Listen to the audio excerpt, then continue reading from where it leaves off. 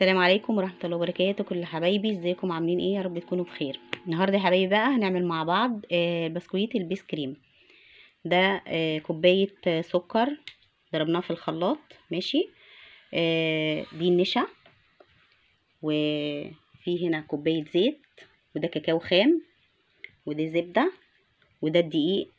طبعا الدقيق لازم يكون فاخر بالنسبه للبسكويت والحاجات دي، لازم يكون دقيق فاخر. دي رشه ملح صغننه اهي. تمام يا حبايبي.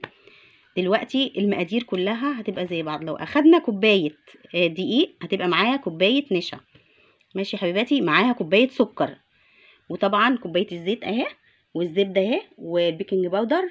ماشي. وطبعا في فانيليا. هنضرب كل المكونات دي مع بعض وهنرجع لكم تاني عشان نوريكم. خليكم بقى معانا عشان نكون متابعين البسكويت من البدايه. دي يا حبايب قلبي كوبايه السكر البودره. تمام. وهنحط كوبايه النشا. ماشي اهو زي ما انتم شايفين كده.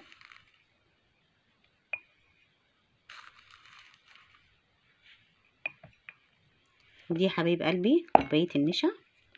احنا حطينا السكر وحطينا النشا. تمام كده يا حبايبي. دلوقتي يا حبايبي بقى هننزل بالزبده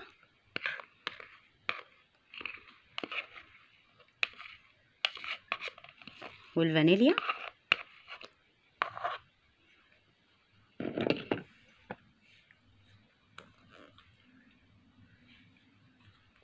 معلقه صغيره يا حبايب قلبي من الفانيليا. تمام.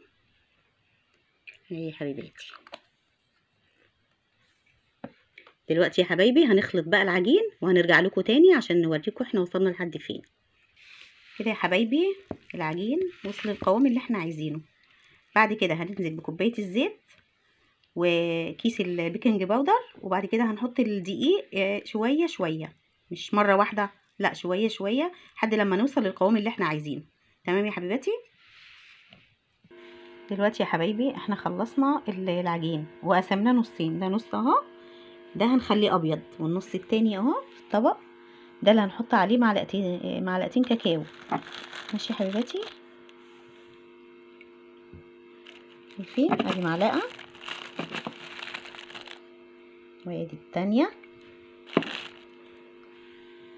وده هنسيبه اللون بتاعه هيبقى ابيض. هنخلص بقى وارجع لكم تاني يا حبايبي. بصي يا حبايبي دي بقى العجينه اللي بعد ما حطينا عليها الكاكاو. ماشي اهي. ودي البيضه. ماشي يا حبيباتي. هنبدا بقى نعملها، نحطها في الصينيه وبعد كده هنوريها لكم يا حبيباتي. كده يا حبايب قلبي ده العجينه اهي البني كاكاو. عملناها كور صغننه زي ما انتم شايفينها كده. ودي العجينه البيضه برضه عملناها كور صغننه. هناخد من هنا 3 ومن هنا 3 عشان نطلع لكم الشكل الجميل بتاع البسكريم. ثانيه واحده. بصي يا حبايب قلبي بترتبيها كده في ايديكي. تمام.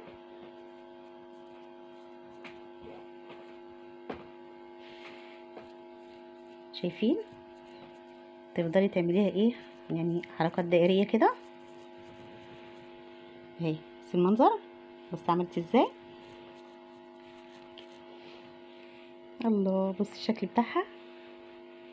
بصي يا حبايب قلبي بتخليهم كلهم كده يمسكوا في بعض كده، وبعد كده تروحي لفاها بقى بايديكي.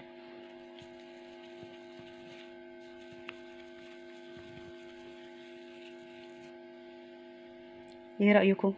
شفتوا اللفه جميله ازاي؟ يلا خليكم معانا بقى لما نخلص هنوريكم. بصي يا حبايبي الشكل بيبقى عامل ازاي.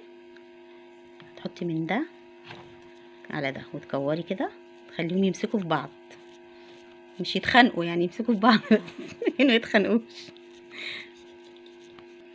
بس الشكل عامل ازاي جميل، شكلها تحفه. وبكده يا حبايب قلبي نكون خلصنا البسكريم. بصي يا حبيباتي احنا كده هندخلها الفرن، هنولع عليها من تحت ومن فوق. درجة الحرارة هتبقى 180، وطبعا لازم تتابعيها علشان ما تتحرقش بعد العذاب اللي احنا شفناه ده. ما ينفعش تتحرق يعني. ده شكلها قبل ما تدخل الفرن. ان شاء الله لما تطلع هوريكم شكلها. ماشي يا حبيباتي، انتظروني بقى. وبكده يا حبايب قلبي نكون خلصنا البيس كريم. وبصوا بعد ما طلع من الفرن عامل ازاي، شكله جميل جدا وطعمه تحفة تحفة بجد. يعني مع كوباية عصير بقى، مع كوباية شاي، حسب الحالة المزاجية بتاعتكم بقى. بس شكله عامل ازاي، شكله جميل جدا وطعمه حلو جدا. بصي يا حبيباتي شكله عامل ازاي، شكله جميل جدا طعمه حلو جدا. هو يا حبيباتي يا رب بقى الفيديو بتاعنا النهارده يكون عجبكم ونقول اعجابكم. وما تنسوش بقى اللايك للفيديو والاشتراك في القناة. تمام يا حبيباتي. واشوفكم على خير وكل خير وصحة وسلامة وسعادة. السلام عليكم ورحمة الله وبركاته.